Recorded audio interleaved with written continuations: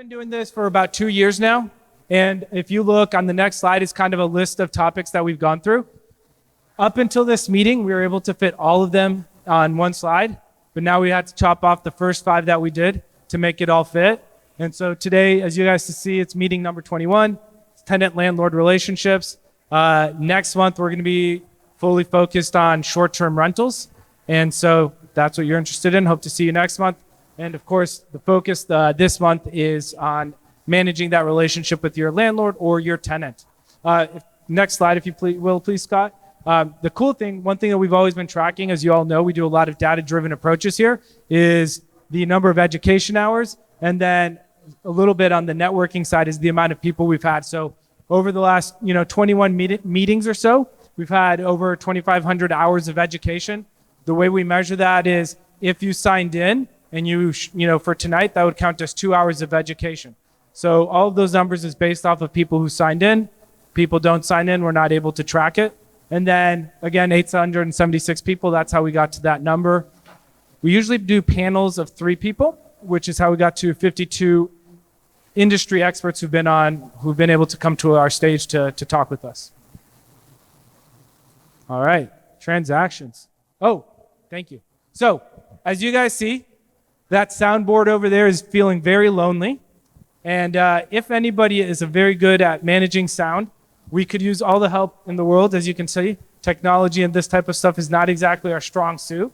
So if you're able to, we'd really appreciate your help. If you're interested, just let us know. Let me or Ray know.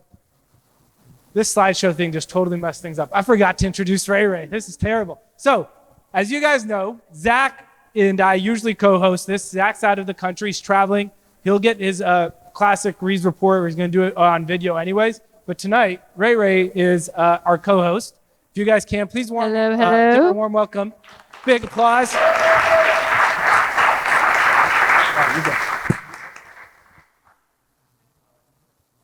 All right, so speaking of Ray, that's me again as well. So if you do know anything about sound or a sound expert, we would genuinely appreciate your help with these. It just creates a better experience for everyone. So come see me. Also, if you're interested in volunteering, we have a variety of things that we need volunteers for. So in fact, let's give our volunteers a round of applause for tonight. Yes. So it's because of the volunteers at events like this and at the summit that we're able to put on these events. So a big thank you from my heart as I ask all of you to volunteer. So thank you so much for the volunteering that you've done so far. Now, we stand for the net profit philosophy, right? So we covered a little bit of the networking, right? That's what we get to do, and we'll have a couple more conversation topics for that. Rodrigo covered the education perspective. So I'm going to just shine a little light into the transactions, right? So everything we do is around those 3 things. So we want to help you get transactions. So whatever you are in terms of industry related to real estate or not, we want to help you get transactions. So if anyone can raise their hand, if they've met someone here that they were able to do a transaction with or met a great partner that they foresee themselves doing a transaction with. Awesome. This is exciting. So this is why we do what we do. So yes, education, but in all reality, we're here to do business with each other. And we're excited to offer something unique to the Asheville area and so honored that you guys chose to spend your time with us. So that is the transaction aspect of it. So our community is strong. So no, not every hand went up, but we're hoping that even after tonight and the next one, even more hands go up. So we're very excited to know that, even Parker and I and a couple people here have been able to do more transactions solely because you showed up. And one of our longtime members, Alexia, always says, you're one conversation away, right, from saving yourselves either hours of research and work or saving yourselves trying to find someone to do that business with because you just met them, right? So 5 minutes can equal a lot longer in terms of results and productivity. So. All right, next is someone a long time ago once told me, and I'm so glad that the business partners up here believe in that. So feedback is a gift.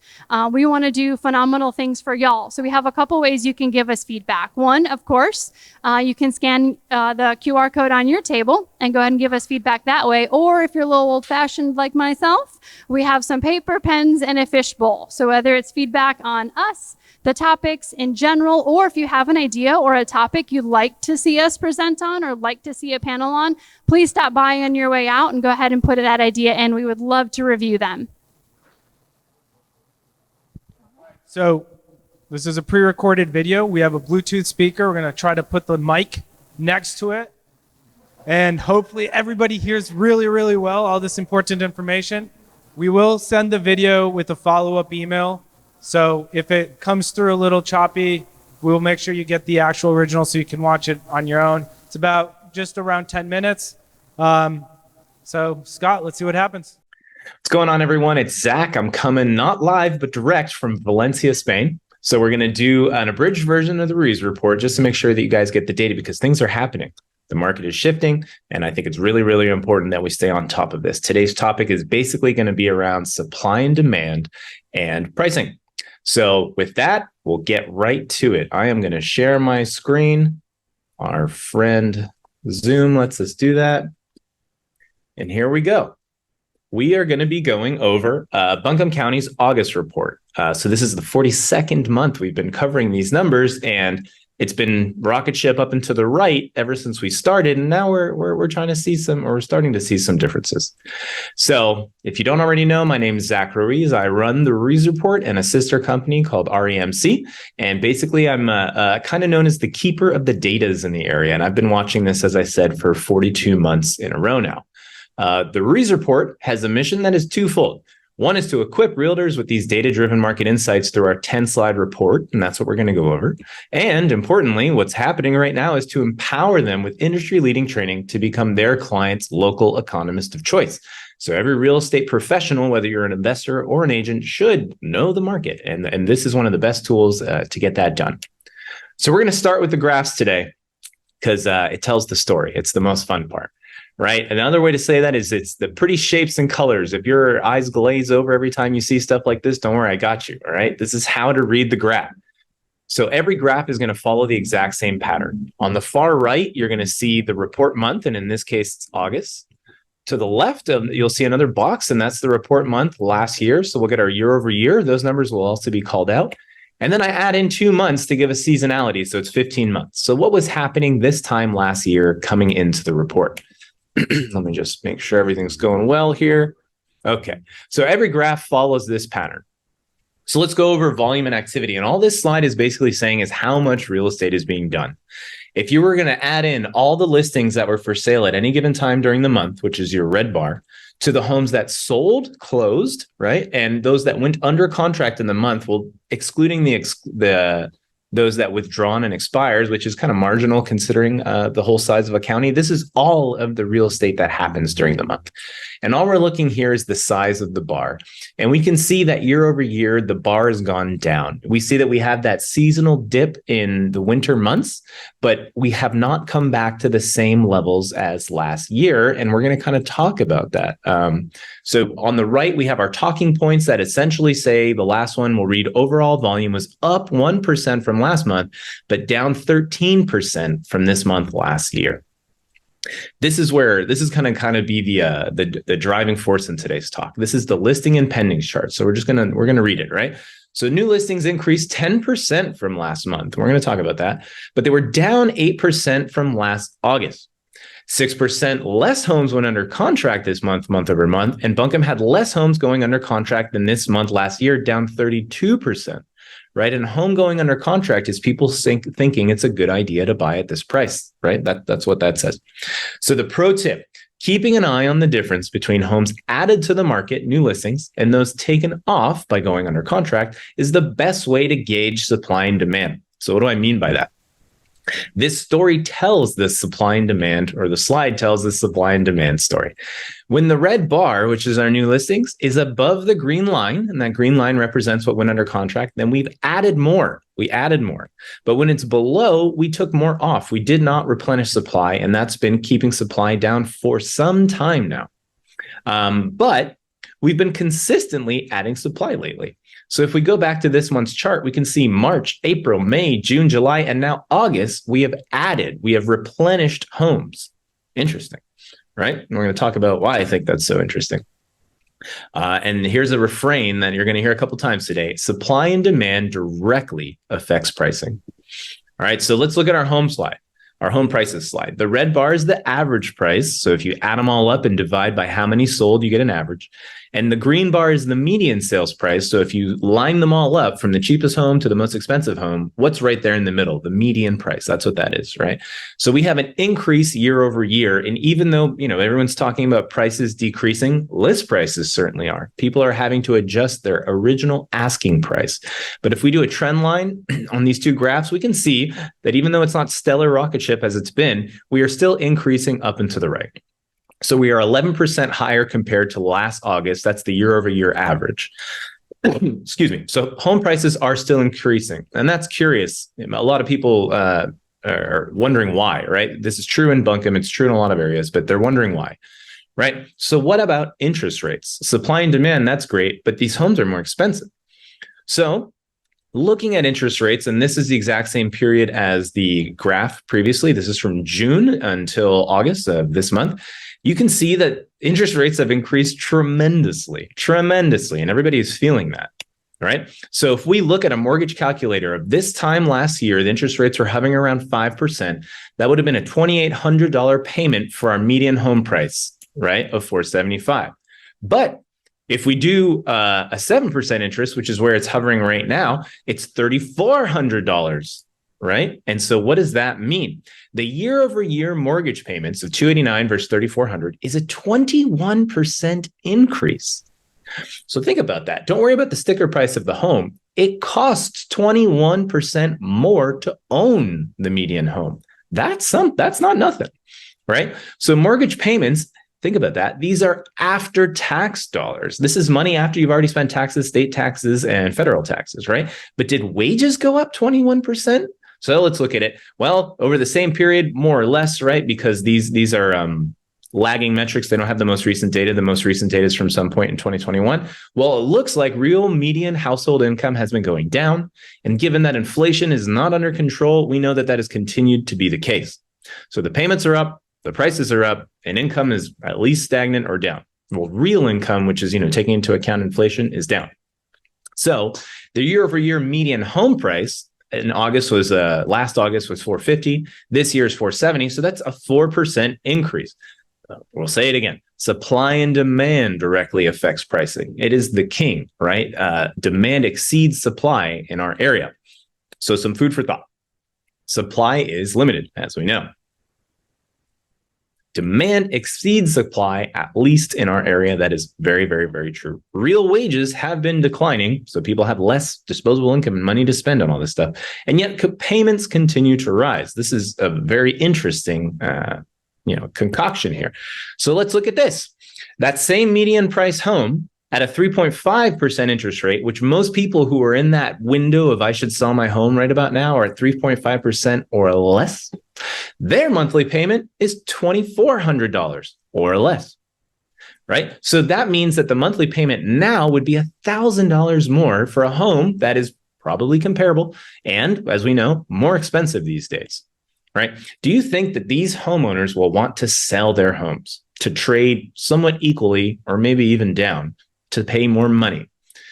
I don't think so. So how do you think that will affect the supply of homes? So back to the curious thing that we've been adding more homes. It's kind of not necessarily because more people are listing their homes. As we saw, that bar was a little bit lower than previously. People weren't trying to cash in on the equity. So it's the listing, right, was higher month over month, but lower year over year. And so what we're seeing is less people are being able to buy the homes. So the supply and demand thing is shifting more on the demand side because I don't know that the supply side is going to increase, right? Especially not in this area. So say it again, supply and demand directly affects pricing.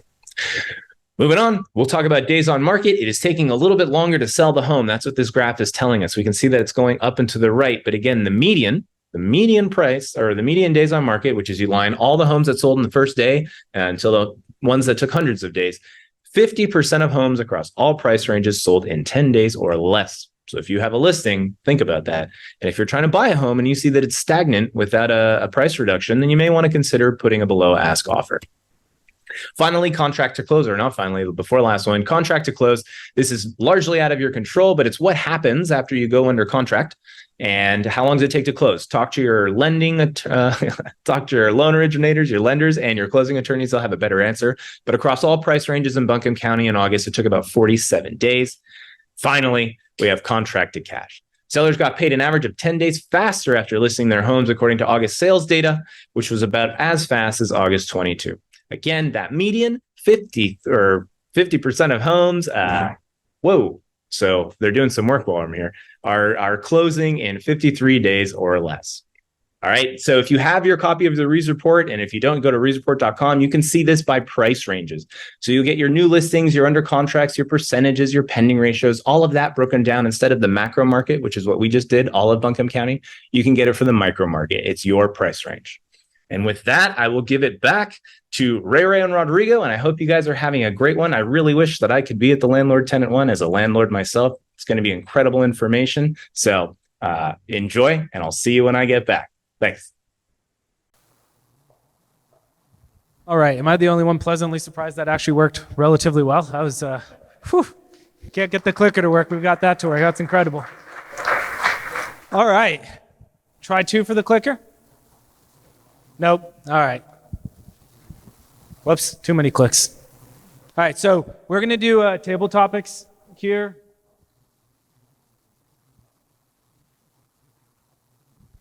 You can just leave it. I have it here on the phone. I don't remember all my questions. All right, so we are going to do 2 questions. We're going to do 5 minutes for each question.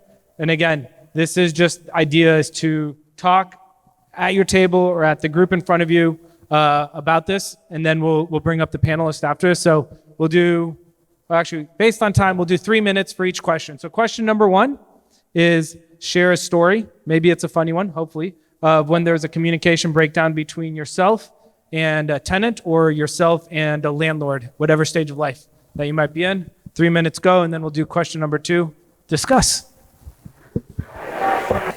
So 3 minutes, just a quick one before we introduce the panel. So trust plays a critical role in a healthy tenant and landlord relationship. What steps do you think can be taken by a landlord to build trust with a tenant? All right, 3 minutes. What steps can you take to build trust? All right, so as you guys can see, we have a mystery guest here tonight that's not so mystery. Originally, we were going to have Kenny Hunt join us. He had a last-minute emergency, and thankfully, he had Mr. Maney join us here and kind of arrange that. So thank you, and thank you for the rest of our panelists. I'm not going to try to introduce yourselves, so I'll let you guys go, maybe a quick 30, 60 seconds, who you are, what your area of focus is, and kind of what your expertise on the panel is for this evening. And we can go left to right, starting on my left. Oh.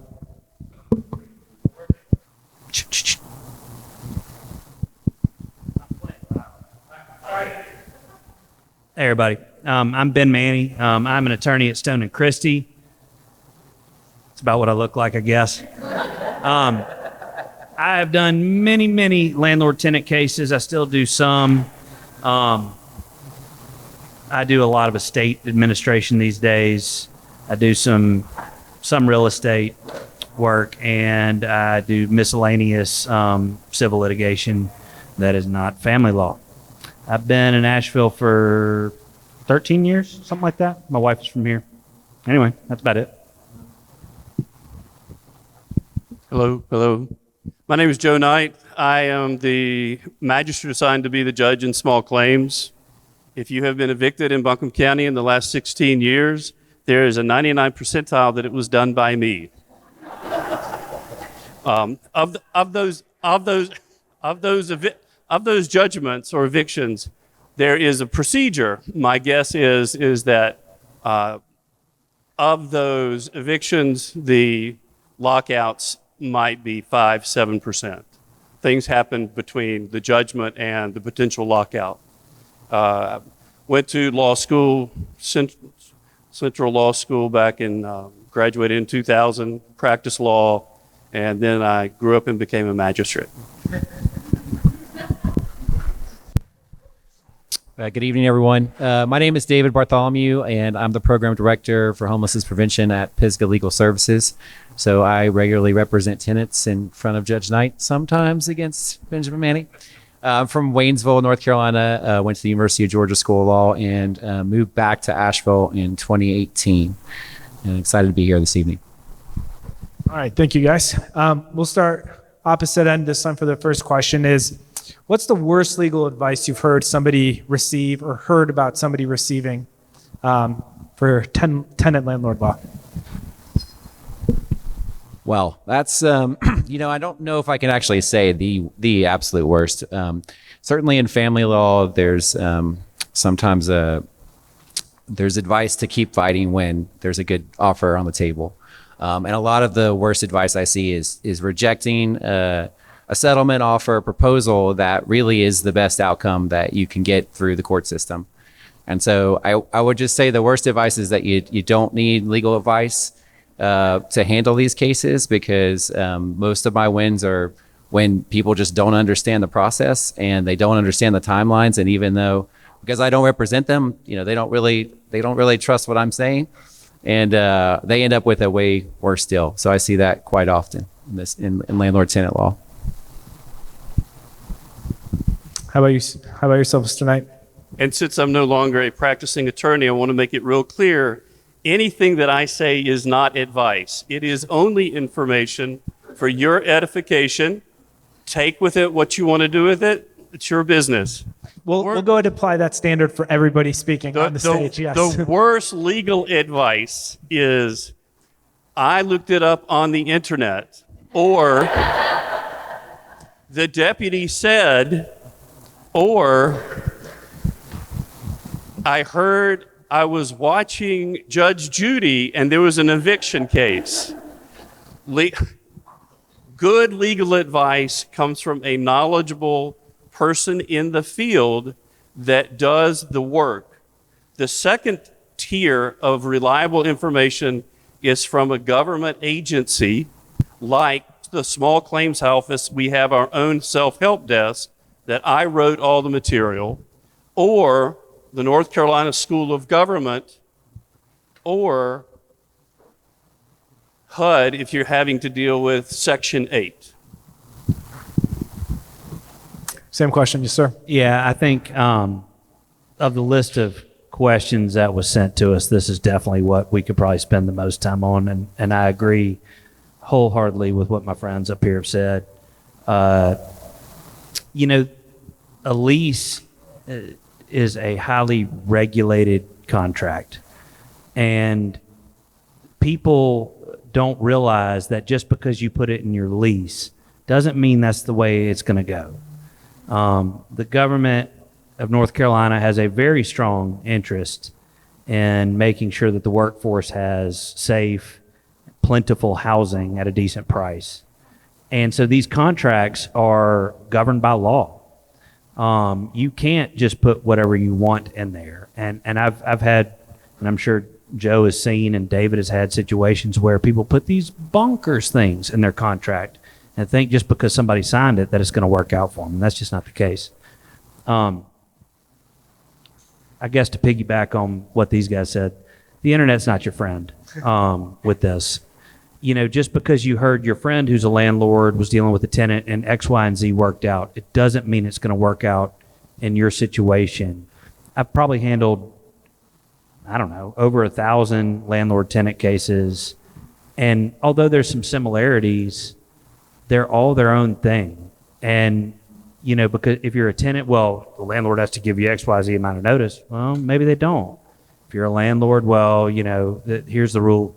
It's not necessarily the case. So I'm a big believer in, when it comes to, if you're the landlord, making sure you take care of things on the front end so that there aren't any problems on the back end. And you're not going to probably be able to do that by yourself. All right. No internet, no TV, no friends. It's a good summary there. Yeah. Do you think, obviously the laws and the rules are always changing, but are there any current regulations or rules that you think are commonly overlooked from either a tenant side or a landlord side that cause either tension or cause, points of frustration between both parties? Or is it just refer to your lease? Anybody who wants to go can go. I'll start out. From my perspective as the judge who's making the decisions, I think that the thing that is overlooked by the landlords and the tenants at least have an excuse, is in Chapter 42, there is a list of things that landlords are responsible to do, and you cannot contract around them. There is also a list in Chapter 42 of the things that every tenant is required or expected to do. And that is often overlooked. It is not overlooked by my court. A landlord can get into trouble very fast, or a tenant can get into trouble very fast by not knowing that list. Sorry, to clarify, is that General Statute 42 or Chapter 42? Chapter 4, Chapter 42-1, ... There is another list and act that the landlords and tenants are woefully undereducated in, and often comes back to bite them depending on the facts and circumstances, which is the Tenant Security Deposit Act. It has to be known, it has to be clear, and you need, if you're not clear about it, you need to reread it.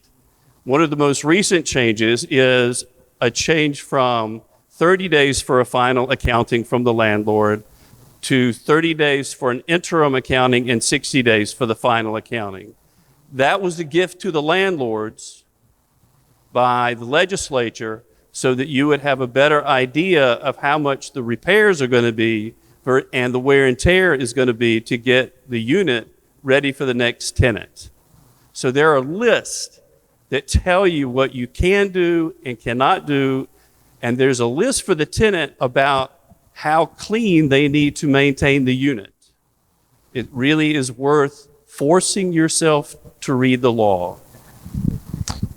You guys want to add on to that? Yeah, I do think there's a lack of awareness of what you can't contract around. You know, Judge is talking about certain things that people think just because it's in the lease that's covered, but because it's a special situation, right? It is a contract, but someone's living there, right? And so they have extra processes and there's extra protections that the court allows. And so when there's a contract breach, you know, typically the remedies are whatever you want to put in the contract, but it's not the case in these kinds of cases. And so it's really important to know what you can and can't contract around, what can be in the lease, and what Chapter 42 is going to require regardless of what you have in your written agreement. Thank you. Ben, anything to add? I have nothing further. Perfect. Going back to this Chapter 42 or leases in general, do you find that there is a common point of contention, or 90% of times you see somebody in your courtroom, it's because of XYZ, or that you represent somebody one way or the other? Any common threads that you guys have found in your career so far? Yeah, and I think everybody in this room can guess what that is. What is it? Failure to pay. Thank you. Failure to pay. Or failure, if you're on the tenant side, failure to fix. So, I mean, it's not rocket scientists, and I don't think you need an attorney to say, well, here's the common points of contention. If tenant doesn't pay, if landlord doesn't fix, you're going to have a problem. Anything to add? I would say that taking contentious to the more emotional side, the land, if it's in the lease, like it is with the AANC lease and the North Carolina Realtor lease, the realtor, unless y'all have edited your leases, my landlord can come knock on my door any time of the day or night and come do an inspection. He can come at 2 o'clock, he can come at 3 o'clock, he does not have to give notice, he does not have to have my permission. That is really driven by the lease. And one of the things that mom and pop and older leases often leave out is whether or not the landlord has the right to enter the apartment or the residence, which is why in the general statutes, they wrote in that in case of these enumerated emergencies, a landlord or a manager can make sure that things get maintained. Obviously, water is evil and electricity is dangerous, and together they are even more dangerous. Water is evil. Man. I said water is evil. Yeah, I think they pretty much covered it. I will note, in the presentation before, we were seeing the increase in housing prices and the increase in mortgage rates and how, expensive it is to live here. And so that's correlated with the failure to pay evictions and also with holdover, right? Where you can charge more. And so the lease that you signed before may not be the best contract anymore. And so deciding to just move on. So we are seeing, throughout the state, if not just not in Buncombe County, increases in those numbers. And that's because I think when they talk about, the wages not rising 21%, but the mortgage rates are, I mean, that's going to end up with more people potentially facing the evictions. I'm going to move to topics of pets and DSAs. And feels to me personally, at least, that it's an increasingly blurry line, and it's kind of like close your eyes and hope for the best and see what happens. I was hoping that maybe between the three of you all or one of you guys can add some clarity from maybe a landlord's perspective on how to navigate that without getting in trouble, but also protecting your property and making sure that you have a reasonable expectation as far as what an ESA can be or look like, or pets in general.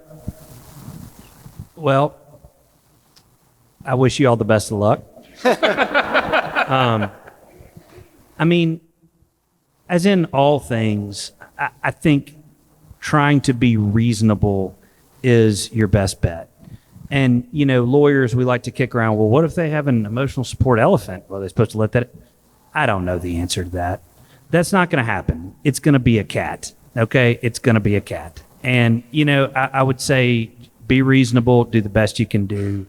This is a moving target for everybody. Okay? And you're not going to get the kind of clarity that you want hearing us talk. I'm sure, give us three different situations and the three of us will come up with three different answers on what's reasonable or not. I know how you feel about dogs. I have no feelings. Yeah, okay. But that's the thing is, any judge or jury you're in front of or whatever the case may be, they're going to have different feelings about this kind of thing. And it is a moving target. The standard is often reasonableness. Be reasonable with your tenants if you are a tenant. Be reasonable with your landlord and expect that if your animal damages something, you're going to have to pay for it. But as far as when to approve and not to approve, I'd err on the side of approving because I sure wouldn't want to wind up as one of those groundbreaking cases that law students study, where they remember your name forever, as the first one that refused an emotional support elephant, and it goes to the Supreme Court, and all of a sudden everybody remembers your name associated with that elephant. So I would say do the best you can do, talk to a lawyer. They're not going to be able to give you a clear answer on what you should do. But yes, it's a moving target. It's going to continue to develop. We'll continue to see more case law on it. And Godspeed. Do you guys have anything to add? I'd love to hear from a tenant's perspective a little bit on that. I think he covered it. There certainly are federal protections, especially if you're in subsidized housing or federally funded or state, local funded housing. And certainly the Fair Housing Act, American Disability Act, 88, there are protections. There has to be paperwork. Certainly service animals, you're going to have to make an accommodation. And that's only miniature horses and dogs. And then with ESAs, you're going to need a letter from a doctor, like an emotional support animal letter. So some documentation can be required. But I do think we could say it depends to every single one of these questions. And lawyers love to do that, right? It depends on the specifics and what can you do. But I think in this kind of case, it is, well, what are your options? And those two people are best positioned to try to figure out something that can accommodate the situation. If you really don't want the emotional support animal, well, can you buy them out? Can you figure this out? Or can you come up with a way to protect your unit and allow it? I think, if it gets litigated, it's going to be messy, and we don't know. It really will depend on how you handle the situation and what exactly the disability is. All the facts of the situation will really matter. Any feelings over there? No. With regard to animals that are trained to deal with disabilities there is no choice about whether or not, as a landlord, you have to let that in. And I'm not talking about emotional support animals or pets. All pets are emotional support animals. I am hoping that the North Carolina legislature, because I know the Congress is not going to do anything, at some point will make some definitions and law about the differences between some sort of certification for emotional support animals and you said it, the other, the service animals. And so it is gray. There is no gray between those two status of animals, though. So this is one of those points where you need to do research, or you need to go to the government, the American Disabilities Act and HUD, and read what the government defines, because it is not clear that you have to accept all emotional support animals under every circumstance. But you got to know what the rules are, and then you have to make your own decision. There are certain types of breeds that insurance companies disallow. I don't know that that's every insurance company. I don't know if there are choices, but this is an area where it really behooves you.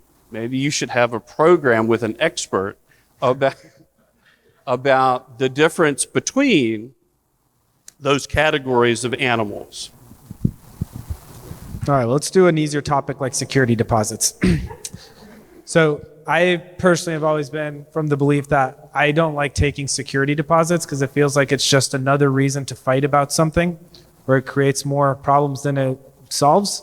And I was wondering if you guys would agree with that statement, or if you think it's been something that solves more problems than not.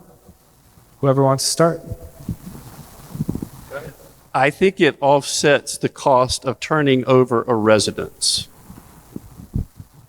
Yeah, take a security deposit. So what is a security deposit? Well, first of all, it's the tenants, even though you're holding it, in a trust account, right? That you've alerted them where it is within 30 days. So it's not your money. However, what is it? Well, the General Assembly has allowed a landlord to collect without getting a judgment in court on the security deposit, okay? It is for security. It is not yours. However, definitely take it, because a lot of times, let's say that your tenant doesn't pay rent for a month, or your tenant wrecks your property. Well, you might not be able to ever find them again to collect on a money judgment against them. So it is the only assurance that you have, all right, that you're going to recoup some of those damages. So absolutely take it. Now, you've had some problems with your security deposit issues in the past? Not really, because we don't No, have okay. security deposits. Okay. Yeah. I just like a lot of stories stem from people fighting about my security deposit was 1,000. You only gave me back 200. We're going to fight about it. It just seems like, Well, before I was an stories are here, attorney, you know. and granted, I mean, I don't know, it was a while ago, but I mean, I didn't ever think I would ever get a penny back, and that was just the general way I thought. And obviously that's very incorrect. And, there can be a fight about it, but at the same time, I think every tenant expects to pay a reasonable security deposit, all right? And the law defines how much you can charge. The law defines what you can use it for. And as long as you follow the law, you're going to be okay. But, I do think that sometimes landlords just assume that they get to keep it no matter what. And then, yeah, you're probably going to get sued. Cool. Thank you. Anything to add? David? No? All right.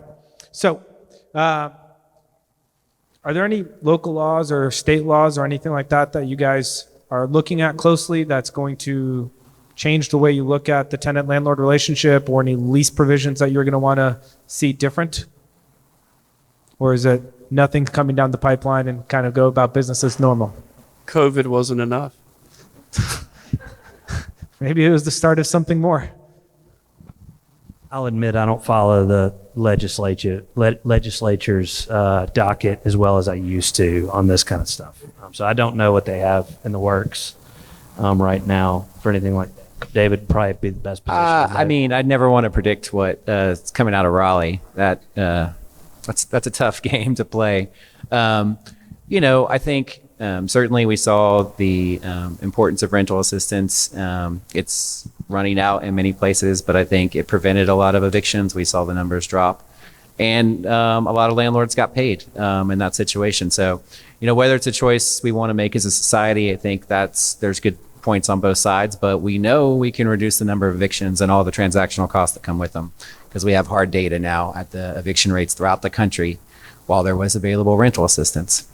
As far as things that I would like to see, right now, North Carolina doesn't really keep eviction records. And so, property managers use background checks that just check for complaints. And, Ben can file an eviction against me tonight, and we don't have a landlord-tenant relationship, but it could show up in searches. And so I think a lot of states have records and laws to restrict how property managers can use them. And I see, somebody who's had an eviction 5 or 6 years ago, totally in a different situation now, working, able to afford rent. I want to make sure they can access the difficult housing situation. And so I would like to see, I think there could be bipartisan support for that. I think it would be helpful for landlords to actually know, what's out there when they look for a background check and not be relying on some data that's not really robust or significant.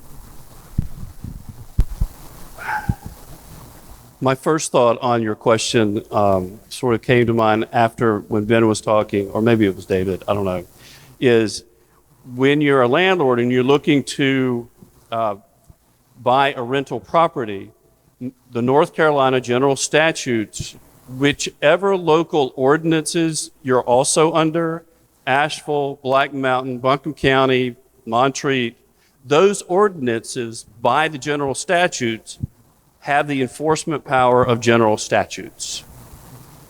So it's a piece of information to keep in mind. There was some other local laws and regulations. There was something else that flittered through my mind, but that really was the main one. And so in Asheville, for example, if you have a basement apartment, the window has to be a minimum size, and it has to be a minimum distance from the floor. Things to look into. Ben? Well, so I think the takeaway is that if you are in one spot, all you might have is the general statutes of North Carolina that govern what habitable means for a premises. If you are in Buncombe County, it might mean another thing. If you are in Asheville, it might mean another thing. Okay, and that's just the way it's going to be. And so it can be confusing. I don't know if that's a good thing or a bad thing. If you have an ordinance, well, you have to fund to enforce the ordinance. Some places aren't going to do that. I worked in Rutherford County years ago, and the person doing inspections was a police officer who had no training whatsoever to do minimum housing inspections. So your mileage will vary on that. Is there anything else on this? I think that was pretty good. Yeah. It can be pretty serious. Yeah. The ordinances in Asheville, and you can find these in municode.com, municode.com, is an excellent resource. And if you come up to get some handouts from the self-help desk, then you won't have to remember or write that down. Is there a widely held misconception about evictions that isn't true? Or what's the one piece of advice that you would give a client if you're about to file an eviction and go through that process? The main misconception is that the court evicts people. The court does not evict people. The court authorizes the sheriff's department to do the lockout, which is the eviction. There's a lot of time in there.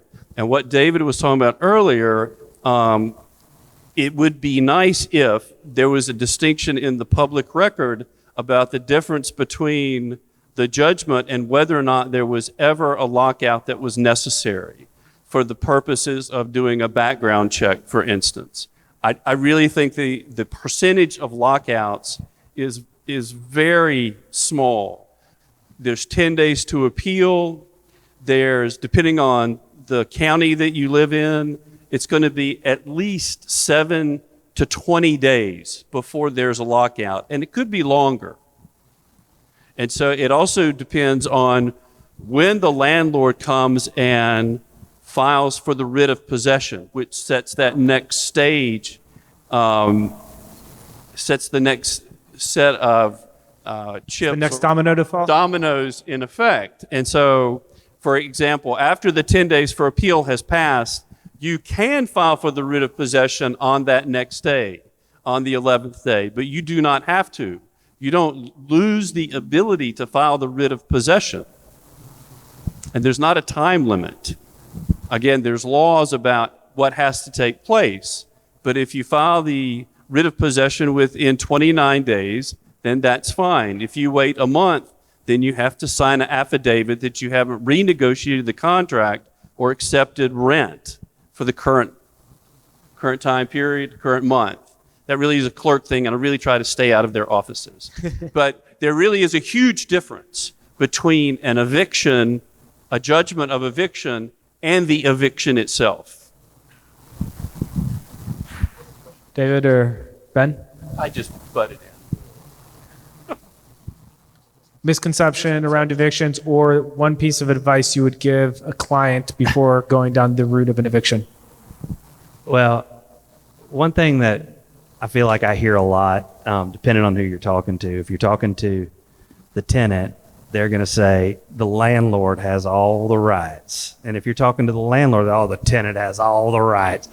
You know, I think when I'm working with a landlord, you know, you've got to manage your expectations about the process and how quick it's going to be. It may be a bad business decision to actually evict your tenant. It may be a good business decision. But you need to think about it in those terms a lot of times. Not that there's not a human element to it, because of course there is. But be reasonable, do the best you can. You know, people expect that they're going to go in front of Judge Knight and that, you know, he is going to bang a gavel and say, you win and you lose and you're a terrible person and you're a good person. It's not like that at all for those of you who've been in there. It's not fun. You know, if you can work things out, I've found over the years, it always, not always, most of the time lines up better if you can figure out a way to get on the same page about where you are. Thanks. David, do you have anything to chime in on that? No, I mean, I think that's right. It's, I do think in some, you know, I think this group probably all knows, but there are some people who don't even understand you have to go to court and follow Chapter 42. I think it's really important to know that's very illegal, and we will sue you if you just lock somebody out or cut the power off or something like that. You know, because it's somebody's home, there's additional protections, and the court process is one of those. All right, awesome. Audience questions, guys. So if you have a question, we'll start right in the back then. We're going to repeat your question. Just say it as loud as we can. We'll repeat it, make sure everybody hears it as well, and then we'll give you guys an opportunity to answer.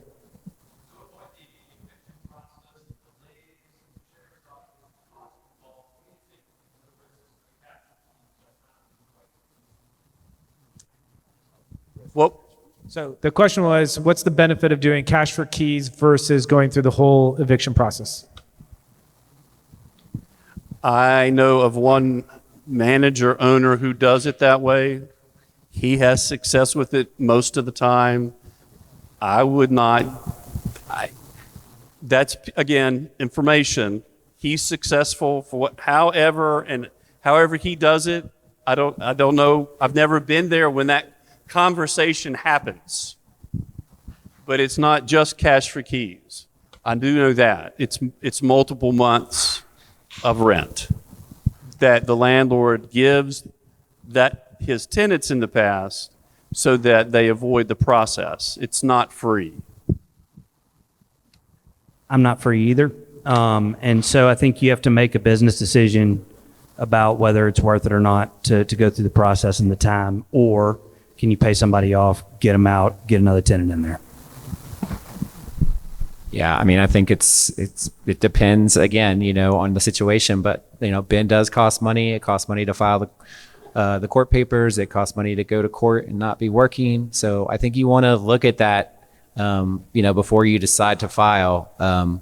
Look at the cost benefit analysis and see if it could make sense. I mean, there certainly are situations where you need to get a judgment. But I think it's at least worth thinking about and looking at the numbers and seeing if you could avoid all that. If you do it through the court, then you have the sheriff's department on your side. If you do it yourself, you do not have the sheriff's department on your side yet. And so we have had, though not many, maybe a handful of tenants move out before the allotted court date. The landlord comes to court or the manager comes to court and happily smiles and says, I'll take a voluntary dismissal. And they go back by the residence and the tenant is moving back in.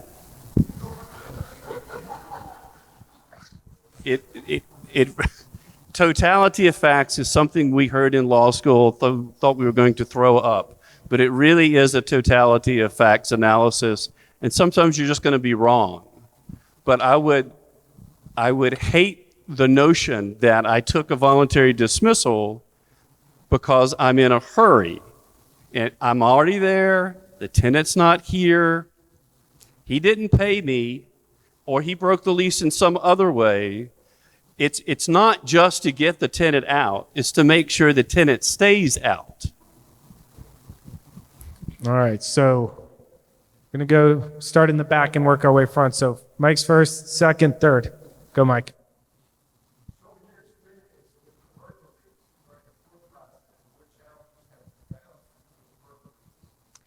So the question is, with a verbal lease, what obstacles have you found or challenges? Can we add a part B to that? Is there any reason you'd ever want to do a verbal lease? I'll go first. Yeah, and a few ideas. You limit your remedies. So you limit your remedies to the statutory remedies for eviction. So if you have an oral lease that's year to year, month to month, that's going to determine, the statute's going to determine what your options are to evict that person. Normally in an oral lease, there are only two conditions under which you can always evict: non-payment of the rent and criminal action. All those other rules that you may have made up in your head and may have had a conversation about, the general statute doesn't care about. Yeah, don't do a verbal lease. Although, hey, a verbal lease might be better than something you pull off the internet and you're hoping that it works out. All right, so yes, sir, go for it. Behind you. We'll yield next. I have an ethical question. My ethical question is, I love pets. I always will. Sometimes they destroy the place, and sometimes, most of the time, 90% of the time they don't. And now, I've just gone to visit one of my tenants, fix a dishwasher. The guy who was fixing the dishwasher, his eyes were watering because it smelled pet feed. So I asked him to clean it up, that's the campus, and I don't really get them because there's, like, the next place that they can get is $500 more. Like, my friend's reasonable. What is the best way to move forward? Just saw another tenant 2 days ago, saying that he was reported destroyed. Do I just leave them in their smell, or what's the best way to move forward? So that's highly specific, and we are lawyers. We are not your lawyer. So I would say you need to talk to somebody about it, but we're not going to you've given us a very specific situation about a tenant issue you're having right now. It's not appropriate for us to get in here and advise you about what to do about that, okay? I have a story. Joe has a story. When I was in law school, one of my friends from Asheville was always also in law school. He beat me to law school by a year. We were both older students. We both rented our houses. He rented his house, and unbeknownst to him, tenants moved in with cats, plural, and they let the cats, plural, and he was in law school in Durham, And when you're in law school, that's where you are. And so he didn't find out until the summer or until the end of the term when he was visiting a friend across the street that he could smell the house. And so he had to, it was an older house, so just food for thought, he had to replace the flooring, the subflooring, part of the joist, have the basement dug out because the cat urine had gone down into the unsealed cement and continued to go down. And so pets can cost you a fortune. I have no idea how much that costs. And they were hardwood floors, and they were the original hardwood floors, which he had to have ripped out. And so you're going to have, and Ben said you may want to consult an attorney, or you may want to make a decision. It is not your job to make sure people have housing. It's not your job. And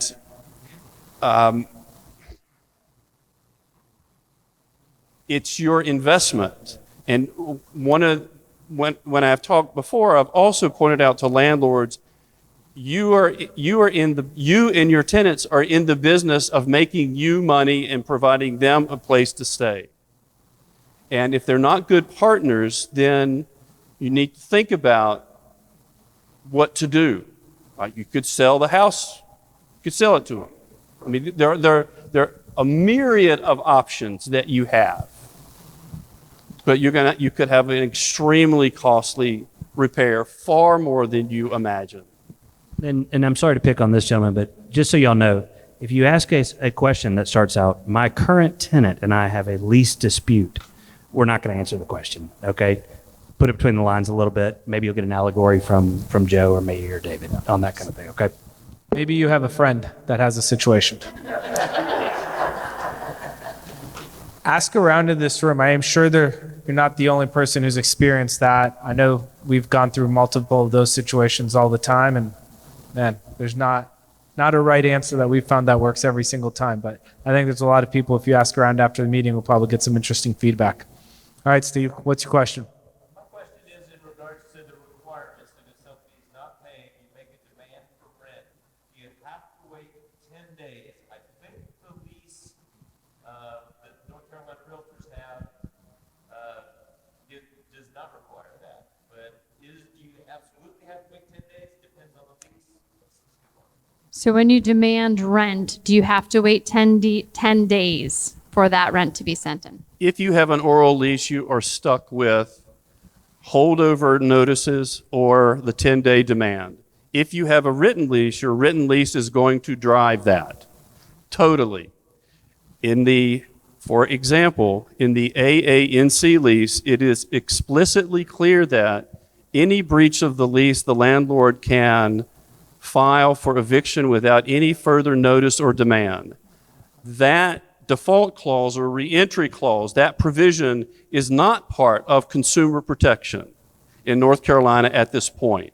The North Carolina legislature has left the default clause, which is how you take possession back, up to you. And if you choose to take the lengthier path, you chose to take the lengthier path. That makes sense? Yeah. It's confusing for a lot of folks that there is this law out there, but this is one of the ones that can be contracted around. It's a default statute. So if the lease is silent on this issue, then that's the rule. If you, for some reason, allow the tenant 20 days to pay their rent, well, you're also stuck with that too. You can't go back and say, I'll take the 10-day demand now. So your lease can govern that. Awesome. Thank you. Question. All right, go here. You're next. Carolyn.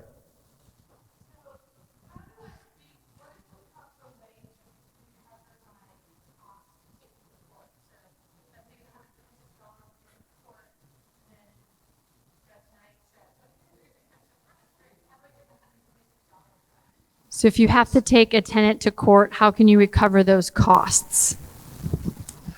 Under North Carolina general statutes, which is a recent change, but it was always the practice in my court, is if you sue someone for eviction and it is posted and they do not show up to court, I cannot legally do a money judgment.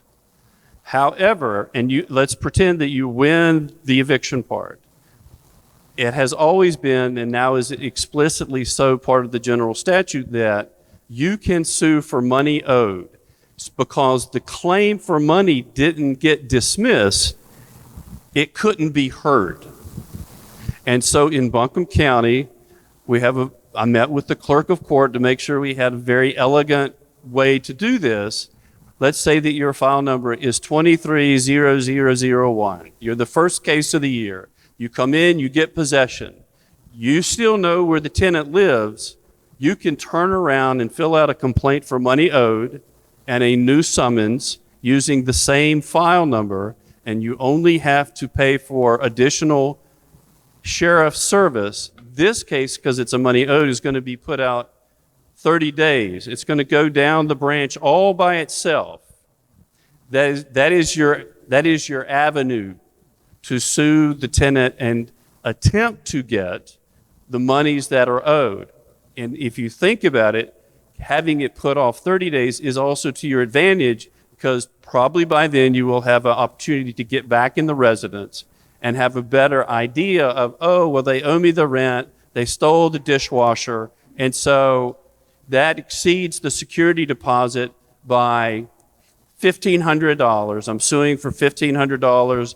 I have 2 court costs. I'd like to recover those. That's $252. That's how you do that in Buncombe County. I do not know how it works in any other county of North Carolina. Sorry. But when we had the opportunity, you could always do that in my court, because you can do that in every civil court. Sometimes a claim will be extinguished, or sometimes it won't be heard, or it's pending settlement, but you have these other 2 claims. It's the same thing in eviction. But anyway, simple answer, you have your judgment for eviction, you sue for money owed. In the money owed case, the person has to be personally served. So you have to sue them while you know where they live. Whether or not you will ever see that money is unknown. Every civil judgment is good for 10 years. But I will tell you that because of the economy and because of the last recession, people are taking all civil money judgments much more seriously, creditors. So we get judgments paid off 2 years, 5 years, 8 years. When somebody wants a ticket item, they want to go on a nice vacation, or they want a new big screen TV, or they want to buy a car, or they want to buy real estate. The creditors see that they have a judgment that's gone unpaid. And so they do get paid. The percentage, no clue. Minimal. Thank you. But that's the avenue. Thank you. Do you want to add anything, Ben? I was just going to reiterate, I mean, getting a judgment for money is very, very different than actually collecting on that judgment. I mean, we know they don't own real property if they're renting from you, which is often how people collect. So there are a lot of cases where the money judgment, if you're there anyway, but it might not be worth the money or the paper that's printed on. All right, Lucas, yeah.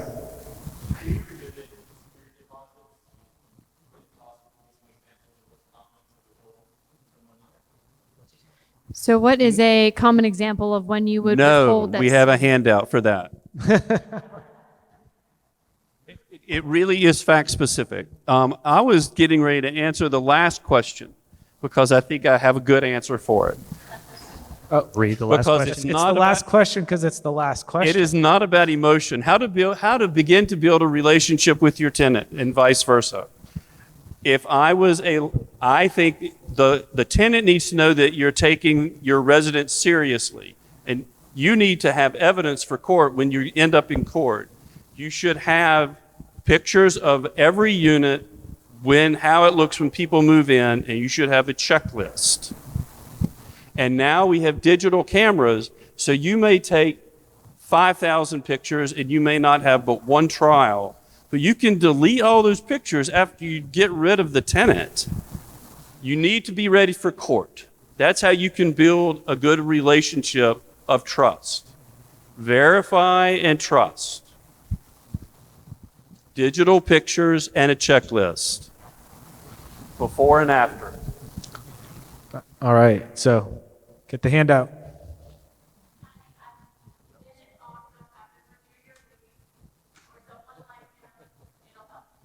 Thank you.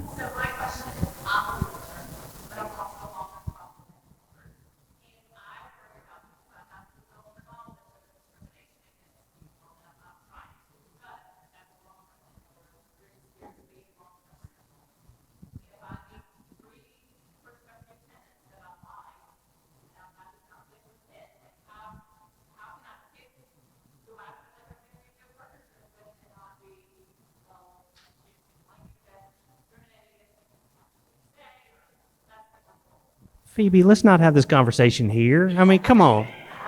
No, she has a friend. She has a friend. Asking Friend. for a friend. You know, It is legal to charge first month, last month, and as to the amount of the secure deposit is driven by the length of the lease. That is in the general statute. I think what he's getting at is that ultimately you can potentially figure out maybe who's a better tenant in other ways. I think that's thoughtful people think deeply about that question and struggle with it, I think, because you want to do the right thing. Be reasonable, do the best you can do. It's tricky, and talk to somebody if you're uncertain. So I don't know what else to. I'll chime in on that. So one thing that we do a little bit is we score all of our tenants, and so there's just a scorecard, and every tenant gets a score. Yeah, And so objective criteria. that's Gotta the way have we look objective at it. criteria in your And then that way, if we're trying to look at a tenant, you can just be like, hey, this person scored the highest, and then you have this consistent record on the way you track every single person, how they apply, etc. That might be able to serve as a good tiebreaker with some support for what you're doing. Photos are better than videos. It's a good tip. All right. Yeah, go for it, David. Seeing as how North Carolina tax for security deposit, but the potential damage is limited or unlimited, and it's still the money at such a low percentage. Are there any other ways that you can hedge that risk with other deposits or fees or any other ways? Insurance. Lots of it. You can only get from the tenant what you're going to get from the tenant, but In North Carolina, you cannot garnish their wages or attach their taxes. Any money judgment will be reported to the credit reporting agencies, I think within 3 or 4 months anyway. It's going to stay on their credit report for 10 years. That's becoming ever so more important. If you are averse to risk, you may be in the wrong business. Truth. All right, guys, last question. If somebody wants to close it down. Going once. Oh, all right, Dylan.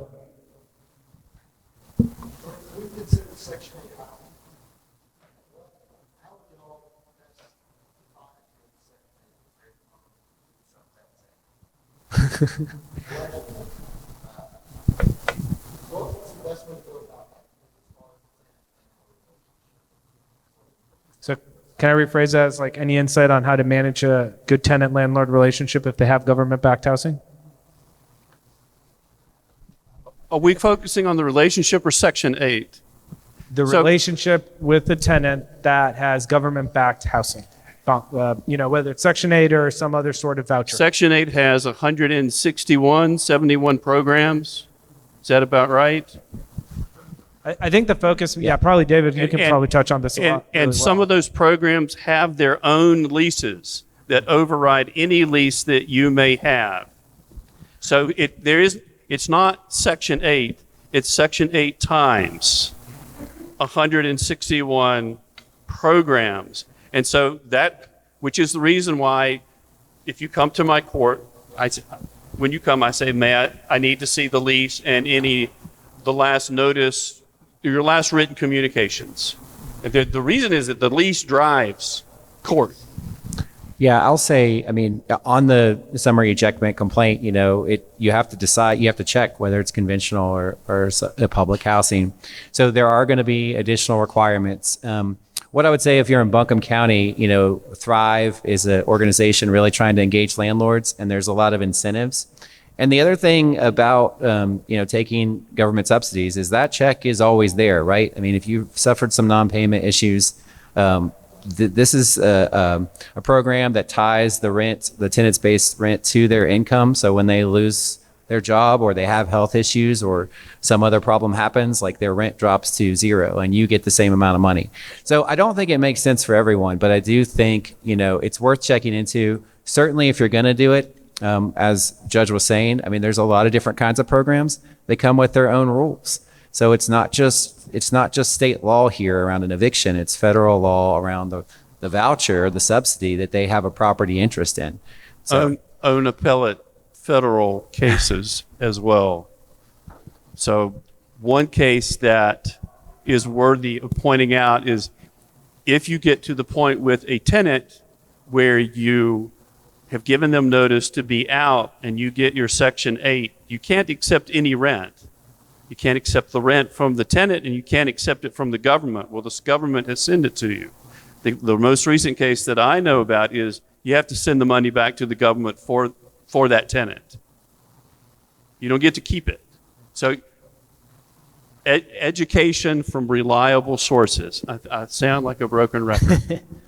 All right. So It's guaranteed money, though. I mean, it's guaranteed. You're going to get your money. I mean, there are some hoops you have to jump through. There are some people in this town who have done very well, very, very well with lots of Section 8 tenants or other types of vouchers. And yeah, there's some hoops, but if you're smart and you get organized and you know what you're doing, guaranteed money. So, all right. Last question. It's going to be fill in the blank. So one word, maybe one sentence at most. The key to a successful tenant-landlord relationship is? The free information at the small claims office is not online. that's more than one word, Judge. They'll forgive me. It is not online. I'm not mailing it to you. I'm not emailing it to you, but you are free to stop by and get a copy of all of it for free. All right. David? Clarity. Ben? I mean, it's 2 words. Can I still do it? Yeah, 2 words. Be reasonable. Be reasonable. All right. Thank you guys. Big round of applause for our panelists, please.